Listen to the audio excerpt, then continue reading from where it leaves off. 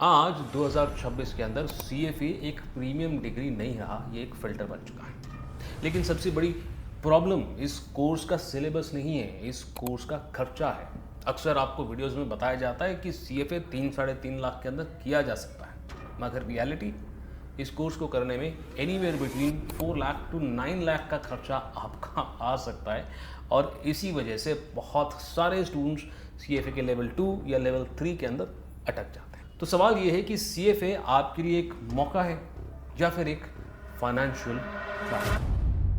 दो स्टूडेंट्स थे, राहुल और प्रिया। दोनों ने बीकॉम के बाद CFA स्टार्ट किया। राहुल ने सुना था कि 3 से 4 लाख के बीच में खर्चा आएगा और मैनेजेबल है, ऐसा सोच करके CFA की शुरुआत करी।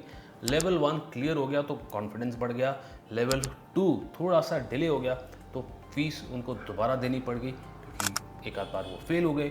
लेवल 3 क्योंकि सबसे एक्सपेंसिव था और सबसे टफ भी, यहाँ जो है राहुल आकर के रुक गए। इसलिए नहीं क्योंकि उनकी पढ़ाई या प्रिपरेशन ठीक नहीं थी, इसलिए क्योंकि लेवल 3 अब उनके लिए अफोर्डेबल ही नहीं था।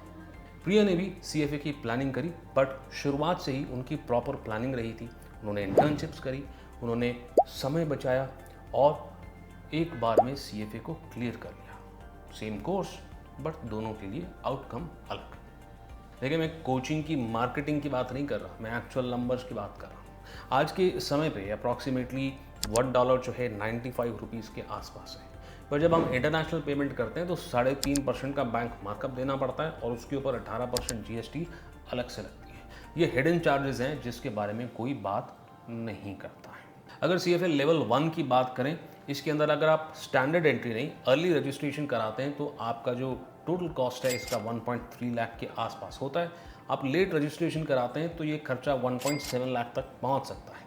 वैसे ही अर्ली और लेट एंट्री लेवल 2 के अंदर और लेवल 3 के अंदर भी होती है। सिमिलर कुछ आपका एक्सपेंस लेवल 2 के अंदर भी आता है, बट लेवल 3 स्लाइटली और महंगा होता है। यहाँ पर अगर आप अर्ली रजिस्ट्रेशन कराते हैं तो 1.4 लाख का एक्सपेंस आता है, बट आप लेट यानी कि स्टैंडर्ड रजिस्ट्रेशन कराते हैं तो आपका एक्सपेंस जो है 1.8 लाख लेवल 3 का अकेले का आ सकता है।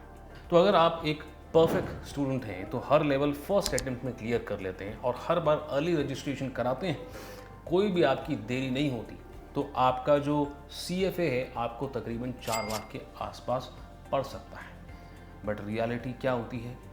लेवल 2 अगर आपने डिले किया तो आपको 1.5 लाख का एक्स्ट्रा खर्चा आएगा। लेवल 3 अगर आपने रिपीट कर लिया तो 1.5 से 1.8 लाख आपका एक्स्ट्रा खर्च हो जाएगा। तो ये जो CFA है, एक बार भी आप क्लियर नहीं करते हैं, एक बार भी फेल होते हैं तो पेनल्टी बड़ी तगड़ी लगती है। और अब आपकी CFA की कॉस्ट 6 लाख से 7 और इवन 9 लाख तक पहुंच सकती है। मगर सच्चाई तो ये है, अक्सर इंस्टीट्यूट्स कहते हैं 3 से 4 लाख का खर्चा होता है। वो पूरी तरह से गलत नहीं है, बट वो कुछ अजम्पशंस लेते हैं जो हर स्टूडेंट के लिए सही नहीं होती।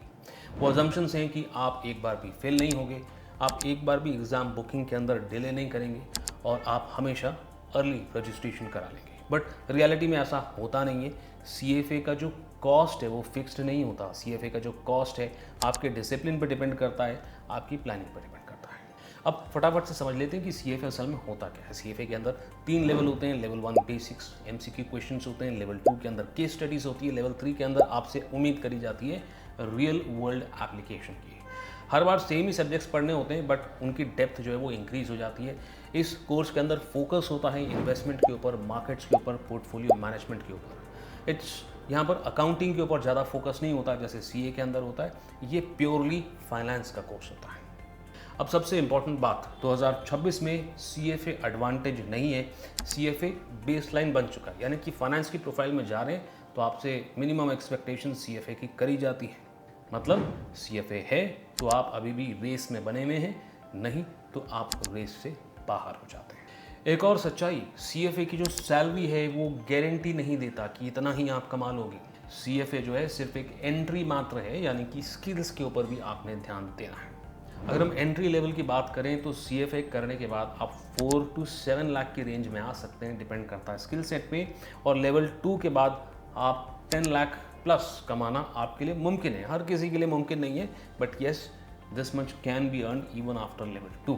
But as I said, salary आपकी सिर्फ CFA क्वालिफिकेशन से नहीं आती, स्किल्स के ऊपर भी आपने काम करना होगा।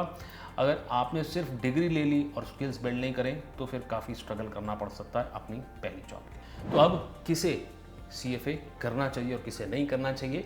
देखिए, आप CFA तब करें अगर आप जेन्युइनली फाइनेंस के अंदर इंटरेस्ट रखते हैं, अगर आप 2 से 4 साल कंसिस्टेंटली मेहनत कर सकते हैं और अगर आप फाइनेंशियली इस खर्चे को, इस कोर्स के एक्सपेंस को सस्टेन कर सकते हैं। आपको तब CFA बिल्कुल भी नहीं करना चाहिए अगर आपको लोन लेने का प्रेशर है कि लोन लिए बिना हम CFA नहीं कर सकते, या फिर आप सिर्फ हाई सैलरी देख करके सोचते हैं कि चलो सैलरी अच्छी है तो कोर्स को कर लिया जाए। रॉन्ग तरीका है कोर्स को डिसाइड करने का। और अगर आपको लगता है कि सिर्फ डिग्री कर लेने से मुझे नौकरी मिल जाएगी, इन सिनेरियो के अंदर CFA फिर आप ना करें अगर आप इन कारणों की वजह से करना चाहते हैं तो। देखिए, CFA जो है वो सिर्फ एकेडमिक डिसीजन नहीं है क्योंकि कॉस्ट हैवी है, तो ये एक फाइनेंशियल कमिटमेंट भी बन जाती है।